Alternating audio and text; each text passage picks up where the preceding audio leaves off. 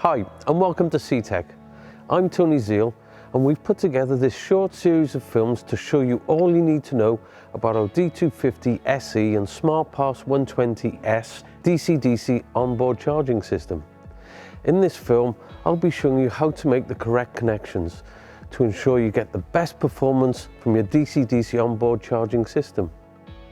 By the end of this film, we will have covered how to find the correct feed from the fuse box, fit the correct inline fuse to the starter and service battery, correctly wire the DC-DC system, how to wire a battery monitor to the system, and how to program the D250 SE and SmartPass 120S. To enable smart alternator mode on the D250 SE or the SmartPass 120S, the small red wire must be connected to an ignition feed. Now that's plus 15 or DIN 72552. Okay, so how do we find a feed from the fuse box? With the use of a voltmeter or test light and with the ignition off, check if any voltage is present at the fuses. Make a note of the fuses that do not have a voltage present. Then turn the ignition on and see which of these fuses now have voltage present.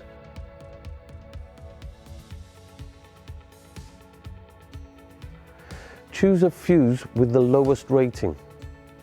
And now, using the breakout fuse block shown in the video, you can safely take an ignition feed from the fuse box.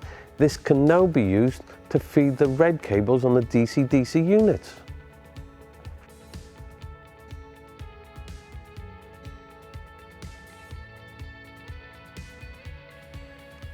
This combined system is capable of handling over 300 amps.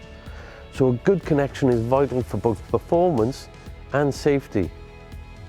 This is the way we would recommend all cables required are made up.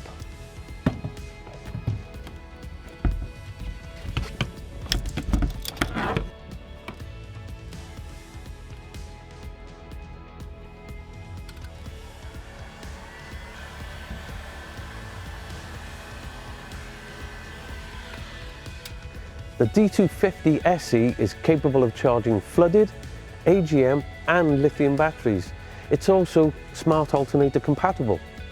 So to enable the smart alternator function on both the D250 SE and the SmartPass 120S, the small red wire on each unit should be connected to an ignition feed.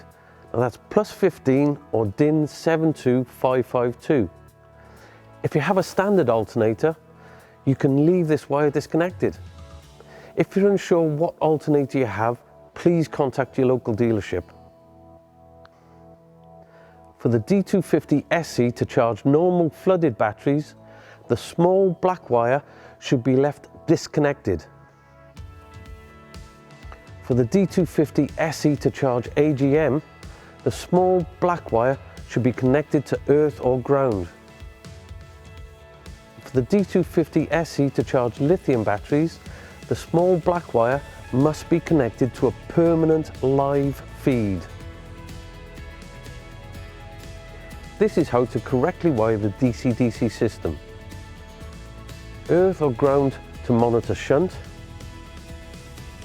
Inverter into non-critical consumers connection on the SmartPass 120S.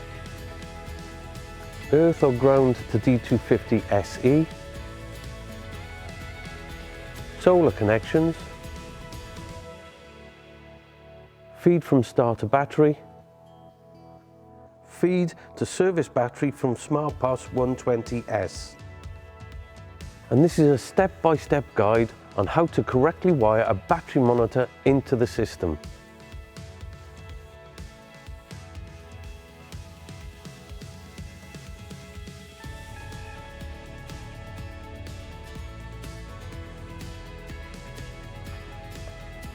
Each unit comes with a copy of the instruction manual, which will tell you everything you need to know.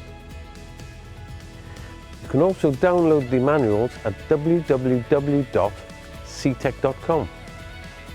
And if you need any more information, simply email us at info@ctek.se.